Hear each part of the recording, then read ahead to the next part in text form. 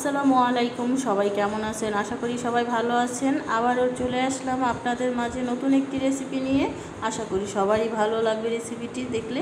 ফুল ভিডিওতে দেখবেন, স্কিপ না করে।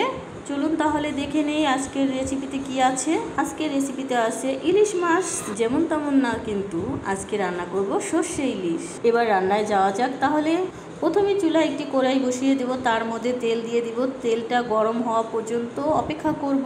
যখন দেখব তেলটা গরম হয়ে গেছে তখন দিয়ে দেব পেঁয়াজ কুচি। পেঁয়াজ কুচিটা কিন্তু আমি একটু ছেঁচে নিয়েছি। তারপর আমি ভালো করে নাড়াচাড়া করে যখন ব্রাউন কালার চলে আসবে তখন দিয়ে দেব মরিচ বাটা। কাঁচামরিচটা কিন্তু আদা বাটা করে নিয়ে, তারপর দেব জিরা পেঁয়াজ বাটা। তারপর ভালো করে একটু নাড়াচাড়া করে নেব। এখন দিয়ে দেব 1 চামচ লবণ। লবণটা দেওয়ার পর আমি আবারও নাড়াচাড়া করে নেব। তারপর দেব এই সামান্য একটু আদা রসুন বাটা। এবার নাড়াচাড়া করে 1 চামচ হলুদের ফাঁকি দিব। হলুদের ফাঁকি না দিলেও কোনো সমস্যা নেই, আমি একটু কালার হওয়ার জন্য দিয়েছি। 1 চামচ মরিচের ফাঁকি, 1 চামচ ধনিয়া ফাঁকি। এখন মশলাটাকে ভালো করে একটু ভাজা ভাজা করে নেব। তারপর দিয়ে দেব সামান্য পরিমাণ পানি। পানিটা দেওয়ার পর ভালো করে কিছুক্ষণ কষাতে হবে।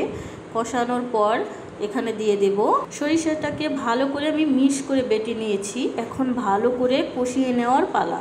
এখন ভালো করে কষানোর পর দিয়ে দেব টমেটো। এখানে টমেটোটা আমি একটু বেটে নিয়েছি, আদা বাটা করে বেটে নিয়েছি। তারপর সবগুলো মশলা এবার কষানোর পালা। কষানোর শেষে দিয়ে দেবো পানি। পানিটা দেওয়ার পর এই যে আমি এই ইলিশ মাছটা নিয়েছি, এখন এই ইলিশ মাছটা কড়ার মধ্যে মশলার মধ্যে আর কি ঢেলে দেব। ঢেলে দেওয়ার পর এখন মাছটাকে মশলার সাথে ভালো করে কষিয়ে নিতে হবে। এখানে আমি 5 মিনিটের মতন কষিয়ে নিয়েছি। এখন দিয়ে দেব পানি। পানিটা একবারই দেব, আর পানি লাগবে না। পানিটা দেওয়ার পর এখন আমি চুলার উপরে বেশ কিছুক্ষণ রেখে দেব, বলক দেওয়া আগ পর্যন্ত। তারপর ঢাকনা দিয়ে ঢেকে দেব। কিছুক্ষণ পর ঢাকনাটা উঠিয়ে দেখলাম কতটুকু পরিমাণ হয়েছে।